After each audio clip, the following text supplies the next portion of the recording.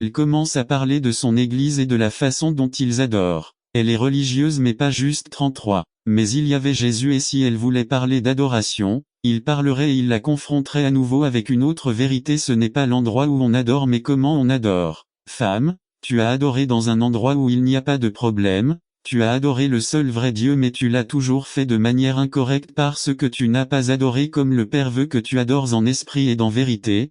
34. Les cœurs, les esprits et les corps divisés, engagés dans le péché et la chair, adorent faussement et charnellement. 35. La Samaritaine a eu la rencontre de sa vie et est sortie avec peur vers son peuple pour le présenter à l'homme, qui lui a dit toute sa vérité et qui lui avait appris à être une véritable fidèle. Conclusion. N'attendez pas qu'il soit trop tard. Devenez membre de la chaîne aujourd'hui et obtenez du réconfort et du soutien dans les moments difficiles. Cliquez sur le lien dans la description de la vidéo 09, 20, 24 page 336. Si vous traversez une période difficile, Jésus est sur le point de traverser votre Samarie. 37. Jésus vous attendra, il a de l'eau pour vous satisfaire. 38. Il vous confrontera à votre vérité et révèle sa vérité. 39. Attends-le car il doit passer par la Samarie. N'attendez pas qu'il soit trop tard. Devenez membre de la chaîne Today et bénéficiez de réconfort et de soutien dans les moments difficiles. Cliquez sur le lien dans la description de la vidéo.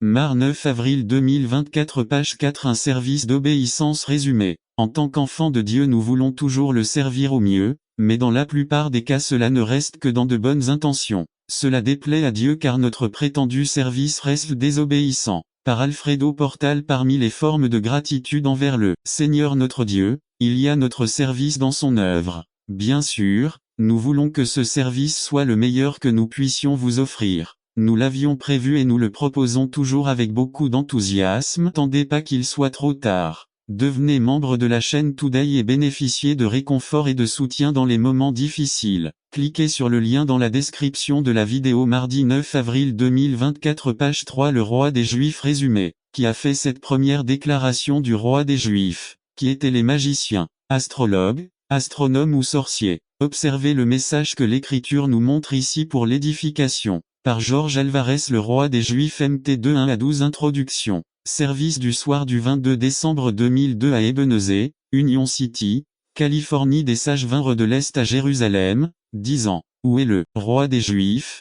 Qui est-il né? Car nous avons vu son étoile à l'Orient, et nous sommes venus l'adorer. V. 1. 2 magiciens. Terme le plus fréquemment utilisé dans la rendez-vous pour désigner ceux qui pratiquent l'occultisme. GN 41.8, 24, DT 18.11, DN 1.22.2, 10, 27 4.7, 9 5.7, 11, MT 2.1, 7, 16, Acte 13 6, 8. Cependant, il n'est pas utilisé de manière technique et cohérente, mais comme traduction de différents mots hébreux. Par exemple, le mot traduit par magicien dans Jean 41 apparaît également dans Ex 7, 11, 22 8.7, 19 et 9.11, mais ici il est traduit par sage ou sorcier. À l'origine, les mages étaient une tribu de Médis qui exerçait la fonction sacerdotale dans la religion perse. Comme ces prêtres s'intéressaient à l'astronomie et à l'astrologie, les Grecs appelaient les symbolos de registrado astrologues des magiciens.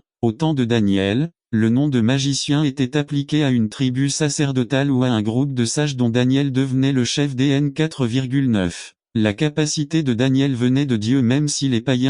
Indicatif impératif. Appel de réconfort de l'Évangile. F1 à 3 4 à 6. Romains à 11 12 à 16. Col 1 à 2 3 à 4. Fi 1 à 4 5 à 6. Hébin à 11 12 à 13. Et aucun sermon ne doit être prêché, aucun cours ne devrait être dispensé, aucun conseil ne devrait être donné si le contenu principal n'est pas l'œuvre du Christ sur la croix et le pouvoir qu'elle possède pour transformer complètement des vies. 5. L'Évangile transforme radicalement la vie de tous qui portent son message. 2 3 à 5. Et j'étais parmi vous dans la faiblesse, dans une grande crainte et dans un tremblement. 4. Et ni mon discours ni ma prédication n'étaient fondés sur des paroles persuasives de sagesse humaine, mais sur une démonstration d'esprit et de puissance. 5. Afin que je n'attende pas qu'il soit trop tard. Devenez membre de la chaîne Today et bénéficiez de réconfort et de soutien dans les moments difficiles. Cliquez sur le lien dans la description de la vidéo. Mardi 9 avril 2024 page 7. Votre foi n'est pas fondée sur la sagesse des hommes, mais sur la puissance de Dieu. Dans ces versets, Paul nous montre que le message de l'évangile qu'il a prêché a façonné tout ce qu'il a fait. Dans 1 Thessaloniciens 2:10, vous êtes témoins, et Dieu aussi, de la façon dont nous nous sommes comportés de manière sainte, juste et irréprochable envers vous, les croyants. 1. La vie des gens est façonnée par un large catalogue d'options. L'agenda de nos vies porte la marque de ce qui nous passionne. Nous pouvons mieux connaître une personne en regardant ce qui l'excite ou l'aime. L'importance de réfléchir sur nos passions réside dans la particularité qu'elles fonctionnent comme des moules qui donnent forme et cohérence aux activités, aux paroles, aux projets et aux pensées, et en général, à la perspective de base de la vie que nous pouvons développer. C'est pourquoi, même si nous ne sommes pas toujours conscients de leur influence, ils peuvent nous aider à comprendre ce qui nous définit réellement et qui est important pour nous deux. Certains sont captivés par la passion du sport, que ce soit dans la pratique ou en tant que supporters. La Coupe du monde de football, par exemple, est plus proche même si c'est dans presque un an, et il faut porter le maillot vert. D'autres sont émus par la dernière mode dans ses diverses expressions comme les vêtements, les chaussures ou les accessoires. Pour ces personnes, les catalogues de produits et les présentoirs des grands magasins sont la cible de leurs yeux et de leurs rêves. D'autres vivent attentifs aux possibilités de divertissement de plus en plus nombreuses dont nous disposons aujourd'hui: cinéma, musique, théâtre, télévision, magazines, jeux vidéo, etc. D'un autre côté, et en raison de son évolution et de son développement rapide, la technologie éblouit et représente une formidable séduction à laquelle beaucoup résistent: ordinateurs personnels, système audio, téléphone portable, etc. Quoi qu'il en soit, la liste s'allonge chaque jour. Pratiquement n'importe quelle activité telle que les études ou même les personnes peut devenir l'objet d'illusions. 3. La vie du messager de l'évangile de la croix est la première touchée. Votre vie orne ou ternit est l'évangile. 4. Demandez-vous de quelle manière concrète l'évangile a-t-il changé votre façon de vivre. Je vais le dire sous la forme d'une série de questions. Pourquoi d'autres dépensez-vous votre argent et votre temps? Pour quelle chose faites-vous des efforts pour épargner? Quelle est la première chose que vous souhaitez acquérir lorsque vous avez suffisamment d'argent? Que demanderiez-vous au génie de la lampe s'il vous exauçait un souhait? Quel est votre rêve le plus ambitieux? Sur quoi fantasmez-vous régulièrement? Quelle part de l'argent que vous dépensez a à voir avec les valeurs et les intérêts du royaume des cieux? De quelle chose dans ce monde passez-vous le plus de temps à vous plaindre? Que disent vos activités d'une journée de semaine typique sur ce qui compte dans ce monde? N'attendez pas qu'il soit trop tard. Devenez membre de la chaîne Today et bénéficiez de réconfort et de soutien dans les moments difficiles. Cliquez sur le lien dans la description de la vidéo. Mardi 9 avril 2024, page 8. Que disent vos biens sur ce qui compte le plus pour vous dans cette vie? Que disent vos biens sur ce qui compte vraiment pour vous? Où serez-vous et que ferez-vous dans 10 ans? Pensez à ce que vous collectez. Qu'est-ce que cela dit sur votre sont nos péchés? Il est fidèle et juste pour nous les pardonner et nous purifier de toute injustice. 1 Jean 9. N'attendez pas qu'il soit trop tard. Devenez membre de la chaîne Today et bénéficiez de réconfort et de soutien dans les moments difficiles. Cliquez sur le lien dans la description de la vidéo. Mardi 9 avril 2024, page 3. Et quand vous priez, pardonnez, si vous avez quelque chose contre quelqu'un, afin que votre Père qui est aux cieux vous pardonne aussi vos offenses. 11 mars 25. 7. Et ne nous induis pas en tentation mais délivre-nous du mal. La chair et le diable sont nos plus grands ennemis. Le diable utilise notre chair pour nous faire tomber en tentation et nous faire désobéir aux commandements de Dieu. Toujours dans nos prières, nous devons nous rappeler que notre lutte n'est pas humaine mais spirituelle et que nous ne pouvons jamais vaincre l'ennemi par nous-mêmes. Seule la puissance de Dieu peut nous libérer de la puissance maléfique et trompeuse du diable et de ses ruses. Demandez à Dieu l'aide et la sagesse pour vaincre et soyez prêts à tout moment à résister aux attaques du mal. Car nous n'avons pas à lutter contre la chair et le sang, mais contre les principautés, contre les puissances, contre les princes des ténèbres de ce monde, contre les armées spirituelles de la méchanceté dans les lieux célestes. Éphésiens 6, 12, 8. Car à vous sont le royaume, la puissance et la gloire, pour toujours. Amen. À la fin de votre prière, confessez que Dieu a le pouvoir, qu'il a autorité sur tout ce qui existe et qu'il est entre ses mains de le faire. Faites-les donner qu'il n'y a rien d'impossible pour lui. Cette confession doit être présentée à Dieu sous forme de louange et de reconnaissance, en mentionnant les merveilles qu'il est capable de faire. C'est ainsi que doivent se terminer nos prières, en adorant et en louant Dieu, en confessant ses attributs et en déclarant sa grandeur. Au nom de Jésus, tout genou fléchit, nous dit l'Écriture. C'est pour cette raison qu'à la fin de notre prière nous devons tout demander au nom de Jésus-Christ.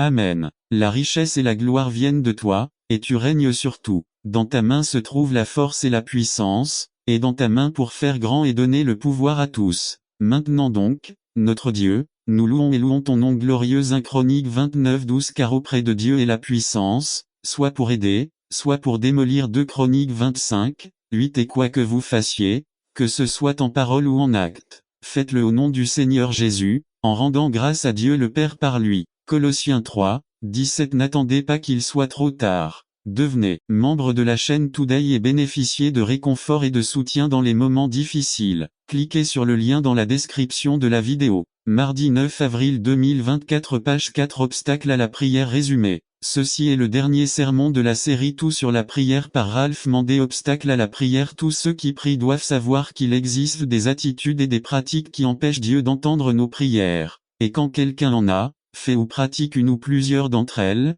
Dieu n'entendra pas ses prières. Certaines de ces attitudes ou pratiques sont avoir un esprit impitoyable. Et quand vous priez, pardonnez si vous avez quelque chose contre quelqu'un, afin que votre Père qui est aux cieux vous pardonne aussi vos offenses. 11 mars 25 Au vivre dans le péché, le sacrifice des méchants est une abomination à Jéhovah. Mais la prière des hommes droits fait ses délices. Proverbe 15:8.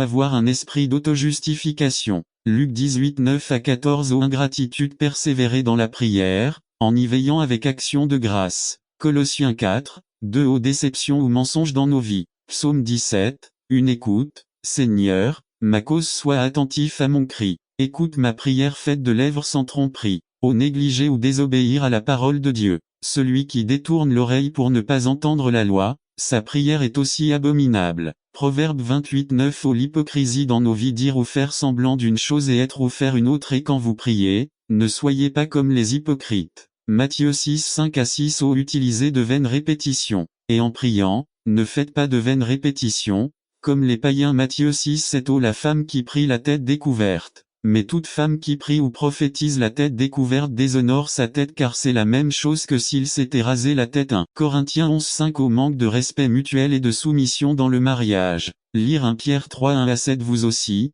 Marie, vivez avec sagesse avec eux, honorant la femme comme le vase le plus faible, et comme cohéritier de la grâce de la vie, afin que vos prières ne soient pas entravées. Ne vous confessez pas nos offenses. Confessez vos offenses les uns aux autres et priez les uns pour les autres, afin que vous soyez guéris. La prière efficace des justes peut faire beaucoup. Jacques 5:16 Combien de temps priez-vous? Plus il y en a, mieux c'est, mais cela ne fait pas de mal de considérer ce que Jésus a dit. Ne pourriez-vous pas regarder avec moi ne serait-ce qu'une heure? Il semble que le minimum suggéré par le Christ soit d'une heure. N'attendez pas qu'il soit trop tard. Devenez membre de la chaîne Today et bénéficiez de réconfort et de soutien dans les moments difficiles. Cliquez sur le lien dans la description de la vidéo. Mardi 9 avril 2024 Page 1 Quelle posture ou position faut-il utiliser dans la prière? La Bible ne donne pas d'instructions spécifiques sur la position du corps à adopter pendant la prière. Selon les Écritures, la prière était priée avec le corps dans différentes positions.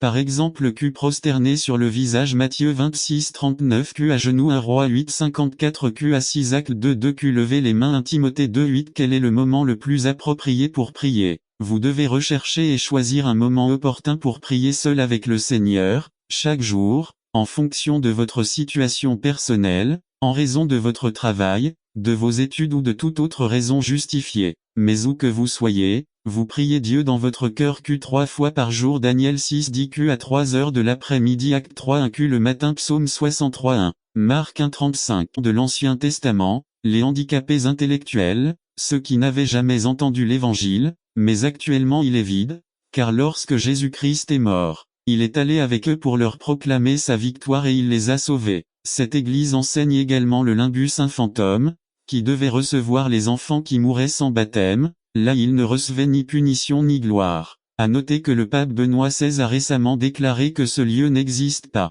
Un autre enseignement de l'église romaine est le purgatoire, qui est un lieu très similaire à l'enfer à la seule différence que l'enfer est éternel tandis que le purgatoire est temporaire. Ils vont au purgatoire pour être punis de leurs péchés véniels. Le feu purificateur du purgatoire surpasse en souffrance tout tourment humain, il est le même que celui de l'enfer, il n'en diffère que par sa durée. Thomas d'Aquin. La période de souffrance au purgatoire peut être raccourcie ou terminée par des dons à l'Église, par des prières et des messes dites par les prêtres. Au XVIIe siècle, les prêtres recommandaient d'épargner pour laisser les messes payées être célébrées après leur mort. On estime que 40 millions de dollars parviennent chaque année au Vatican à cette fin. Le pape peut accorder des indulgences à sa guise. Si le pape a le pouvoir de mettre fin aux souffrances du purgatoire, pourquoi n'accorde-t-il les indulgences qu'à ceux qui paient? La Bible dit que ceux qui meurent n'ont que deux destinées possibles: la joie du ciel pour les justes, ou la souffrance éternelle pour les méchants. Philippe 1, 21 à 23. Car Christ est pour moi la vie,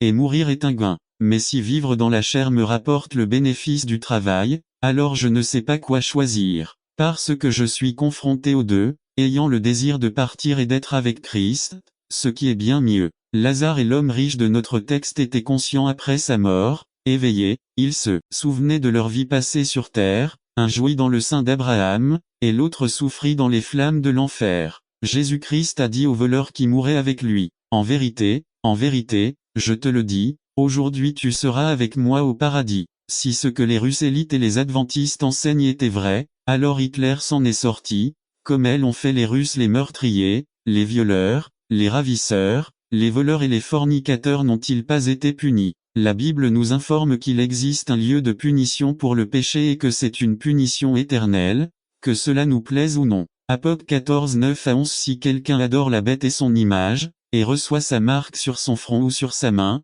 il boira aussi du vin de la colère de Dieu, qui a été versé pur dans la coupe de son colère. Et il sera tourmenté dans le feu et le soufre devant les saints anges et l'agneau et la fumée de son tourment. N'attendez pas qu'il soit trop tard. Devenez membre de la chaîne Today et bénéficiez de réconfort et de soutien dans les moments difficiles. Cliquez sur le lien dans la description de la vidéo. Mardi 9 avril 2024, la page 2 monte pour toujours et à jamais. Et ils n'ont ni repos ni jour ni nuit. M9, 43. Si ta main te fait tomber, coupe-la. Il vaut mieux pour vous entrer dans la vie mutilée, que d'avoir les deux mains pour aller en enfer, au feu qui ne peut s'éteindre. M9, 47 à 48. Et si ton œil te fait trébucher, arrache-le. Il vaut mieux pour toi entrer dans le royaume de Dieu avec un œil borgne, que d'avoir deux yeux et d'être jeté dans l'enfer, où leur ver ne meurt pas et où le feu ne s'éteint jamais. La place que nous aurons après notre mort est définitive et pour toujours, que ce soit le paradis ou l'enfer. Luc 16, 24 à 25. Alors il s'écria et dit: Père Abraham, aie pitié de moi, et envoie Lazare tremper le bout de son doigt dans l'eau et me rafraîchir la langue, parce que je suis tourmenté dans cette flamme. Mais Abraham lui dit: Mon fils, souviens-toi que tu as reçu des bonnes choses dans ta vie, et Lazare aussi des mauvaises, mais maintenant celui-ci est consolé ici, et vous êtes tourmenté. Jésus-Christ a enseigné que tant que nous vivons ici, nous pouvons saisir la vie éternelle, le royaume de Dieu. Le Saint-Esprit ne parle pas, il nous invite aux noces de l'agneau, il nous reproche le péché de justice et de jugement. Dieu sème sa vigne dans ce monde et le diable sème aussi sa graine au milieu de la bonne graine. Nous pouvons utiliser nos vies pour la gloire de Dieu et nous aurons le salut. Ceux qui reçoivent croient que Jésus-Christ est le Fils de Dieu mort en recevant le châtiment de notre péché, ils ont le pardon de tous leurs péchés, ils ont la vie éternelle, ils ne viendront pas à la condamnation, ils seront passés de la mort à la vie. Ceux qui rejettent le seul sacrifice offert pour nos péchés ne peuvent que pleurer et grincer des dents. Personne ne nous prêchera dans le monde spirituel pour avoir une autre chance de salut. Hébreux 27. Il est réservé aux hommes de mourir une seule fois, et après cela vient le jugement. Nous ne resterons pas non plus au purgatoire pendant un certain temps pour ensuite aller au ciel. L'un des candidats les plus aptes au purgatoire était le voleur sur la croix, mais Jésus-Christ lui dit, Luc 23, 43. En vérité, je te le dis, aujourd'hui tu seras avec moi au paradis. Tu ne peux pas aller du ciel en enfer ou de l'enfer au ciel. Luc 16, 26. Un grand gouffre est placé entre nous et vous, de sorte que ceux qui souhaitent passer d'ici à vous ne peuvent pas passer, et ils ne peuvent pas non plus passer de là à cet endroit. Plaira. Leur berger B. Ils se battent spirituellement pour leur berger. 2 Samedi 16, 5. Et Ishbi Benob, l'un des descendants des géants, dont la lance pesait 300 cycles d'airain, et qui était ceint d'une épée neuve, essaya de tuer David. 17. Mais Abishai, fils de Tseruja, vint à son secours, frappa le Philistin et le tua. Alors les hommes de David lui jurèrent en disant, Désormais, tu ne sortiras plus avec nous au combat, de peur que tu n'éteignes la lampe d'Israël. L'ennemi va essayer de tuer le pasteur. N'attendez pas qu'il soit trop tard. Devenez membre de la chaîne Today et bénéficiez de réconfort et de soutien dans les moments difficiles. Cliquez sur le lien dans la description de la vidéo. Mardi 9 avril 2024 page 2 Abisé l'un d'entre vous est venu à son aide et a frappé le Philistin et l'a tué. 3 Ils ne lui ont point qu'il quitta l'Égypte sans craindre la colère du roi, car il resta ferme comme s'il voyait l'invisible. Les personnes qui vivent une vie qui compte sont des personnes qui ne perdent jamais leur concentration. Ils savent se concentrer et garder les yeux sur la cible. Le secret du succès est la persévérance. Le secret de la persévérance est la vision et la vision est ce qui vous permet de triompher quelles que soient les circonstances. Le mot maintenu circule. Ce mot signifie préserver, persévérer, rester debout, endurer, soutenir, nourrir, nourrir. Moisé est resté, il a refusé d'abandonner quelles que soient les circonstances, même s'il s'agissait de situations incroyables, de critiques, etc.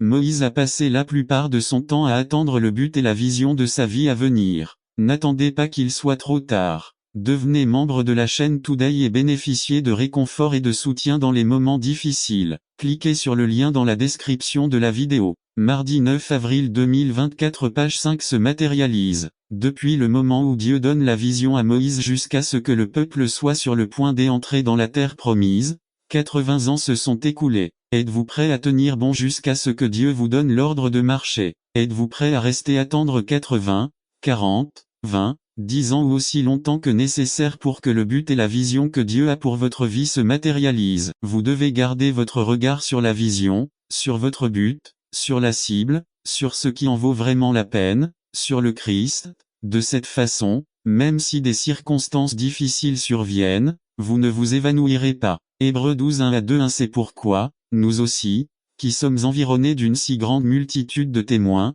rejetons le fardeau qui nous gêne, surtout le péché qui nous assiège, et courons avec persévérance dans la carrière qui nous attend et placée devant nous. Fixons notre regard sur Jésus, le Créateur et le Perfectionneur de notre foi, qui, pour la joie qui l'attendait, a enduré la croix, méprisant la honte que cela signifiait, et qui est maintenant assis à la droite du trône de Dieu. LSG Les expressions courons avec persévérance et fixons nos yeux sur Jésus vont de pair. Parce que lorsque vous aurez le regard fixé sur Jésus, vous courez la course avec persévérance. Sur quoi avez-vous les yeux fixés? Sur quel domaine de votre vie devez-vous travailler? Savez-vous pourquoi Dieu vous a créé? Avez-vous pris la responsabilité de votre vie? Avez-vous un système de valeurs et de priorités qui glorifie Dieu? Sur quoi avez-vous le regard fixé? L'aspect le plus important est votre relation avec Dieu. Si vous n'avez jamais établi de relation avec Dieu, faites-le aujourd'hui. La décision vous appartient, choisissez la vie.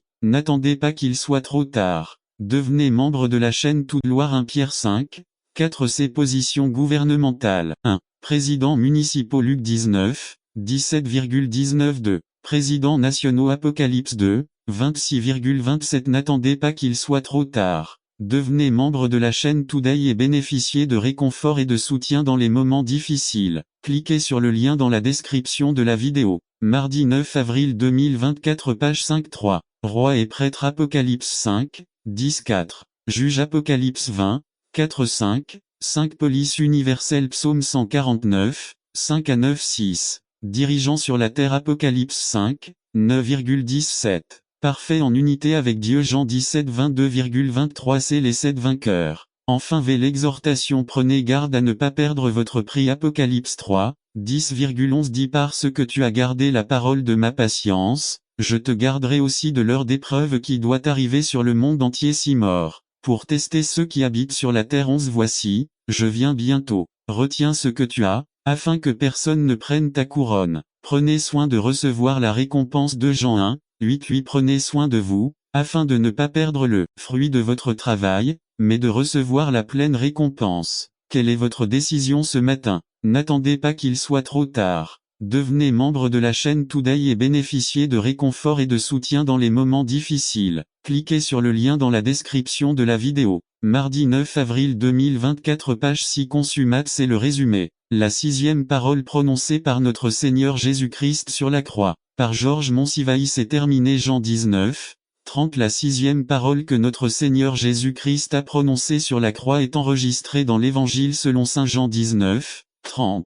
Quand Jésus eut pris le vinaigre, il dit, c'est fini, et baissant la tête, il rendit elle, esprit. Ce matin je souhaite exposer 3 vérités contenues dans ce verset. Sa souffrance totale de son sacrifice total, sa soumission totale, sa souffrance totale. Quand Jésus prit le vinaigre, nous connaissons le vinaigre comme un produit de la seconde fermentation des liqueurs vineuses, mais le vinaigre auquel la Bible fait référence n'est pas celui que nous connaissons aujourd'hui, ce liquide amer qui sert à assaisonner certaines salades ou plats. Il a d'autres bienfaits, il guérit les coups de soleil et est un produit de nettoyage. Il est utilisé pour nettoyer les vitres tachées par les pluies acides dans les villes. Avez-vous déjà eu envie de boire du vinaigre? Évidemment non, donc le vinaigre dont parle l'Écriture faisait référence à un autre type de boisson. Le vinaigre était un vin aigre et léger utilisé par les soldats romains. C'était une boisson courante dans l'armée romaine. Le fait est que pendant que Jésus était sur la croix et confronté à des souffrances impressionnantes, l'un des soldats a été poussé à la miséricorde pour l'aider à atténuer ses souffrances.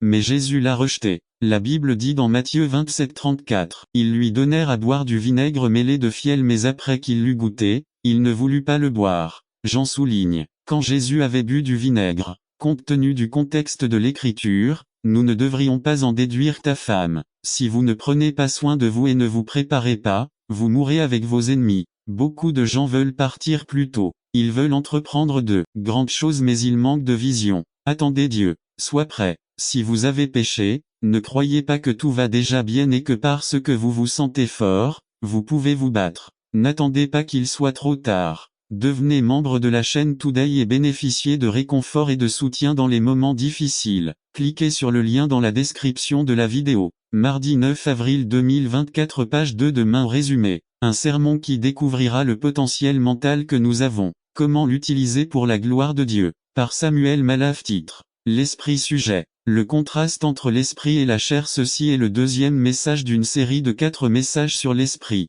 Record biblique. Romains 7:25. Introduction. La semaine dernière, nous parlions du sujet renouveler notre compréhension. Aujourd'hui, nous poursuivons cette étude très importante sur l'esprit. Aujourd'hui, nous allons examiner le contraste entre l'esprit et la chair. L'esprit est le domaine que Dieu veut atteindre. Il veut éclairer votre esprit à travers la parole. L'esprit est la porte de l'esprit. Ce que vous laissez entrer dans votre esprit détermine ce que votre esprit reçoit et si votre esprit vit ou reste inerte. C'est pourquoi Satan veut mettre tant de pensées dans votre esprit, pensées négatives ou pensées vaines, parce que c'est votre esprit qui décide dans quel royaume vous vivez. Puisque votre esprit est la porte de l'esprit, c'est pourquoi votre esprit peut penser lorsque vous étiez enfant et il peut penser à l'avenir. L'esprit est la seule partie connectée à votre corps qui est transcendantale. L'esprit est connecté à l'âme, à l'esprit et à votre corps. Mais il peut se déconnecter de votre corps et s'entremêler dans l'âme et l'esprit. Or, selon la Bible, l'esprit peut être déconnecté de l'âme, mais l'esprit et l'âme seront toujours ensemble. Y éclairer les yeux de l'entendement. Éphésiens 1:15-19. 1. Il est bon d'avoir la foi et l'amour. Mais nous avons besoin de sagesse et de révélation dans sa connaissance. A pour éclairer les yeux de votre entendement. B. Connaître l'espérance et connaître les richesses de son héritage. D. Reconnaître son pouvoir et la puissance de sa force. 2. Pourquoi éclairer les yeux de l'entendement? Luc 19 acte 20-25. 1. Pour apporter cette compréhension à tous ceux qui ont besoin que leur esprit soit ouvert d'eux. Si nous ne renouvelons pas notre esprit, nous ne comprendrons jamais la parole de Dieu. 3. Établir le royaume de Dieu sur terre. 4. Nous l'établissons d'abord dans notre esprit, puis sur la terre. Le royaume de Dieu est dans votre esprit. 1 Corinthiens 6:9-11. N'attendez pas qu'il soit trop tard. Devenez membre de la chaîne Today et bénéficiez de réconfort et de soutien dans les moments difficiles. Cliquez sur le lien dans la description de la vidéo. Mardi 9 avril 2024, page 1. Ce que vous autorisez dans votre esprit décide à quel royaume vous appartenez ici sur terre. À maintenir des pensées saines. B. Prendre des décisions positives. C. Ne parlez pas de choses contaminées. IV. Soyez renouvelés dans l'esprit de votre esprit. Éphésiens 4:23-1. Nous n'avons pas besoin de créer un nouvel esprit, mais nous devons créer une nouvelle conscience. A. Il faut nettoyer et restructurer. B. Se débarrasser de la dépression qui ne permet pas de réussir ses désirs trompeurs. Tout est mensonge. 2. Renouveler la compréhension. Romains 12:1-2. Suite du message numéro 2 de la série. L'esprit à ce que vous comprenez doit être renouvelé. B. Vous devez rejeter la culpabilité. C. Vider l'esprit de votre enfant. Conclusion. Éphésiens 1:13-14 et Romains 5:17. L'évangile de Christ peut vous éclairer. Il n'y a pas d'autre moyen. L'évangile du Christ est le seul qui peut transformer votre esprit, renouveler votre compréhension et ouvrir votre conscience. Votre esprit est la chose la plus importante que vous ayez ici sur terre et c'est le seul moyen de communication dont nous disposons avec Dieu. Ne donnez pas seulement votre âme au Seigneur, mais donnez-lui aussi votre esprit. Tout ce qui se passe dans le monde, à la télévision, dans votre vie et avec vos proches,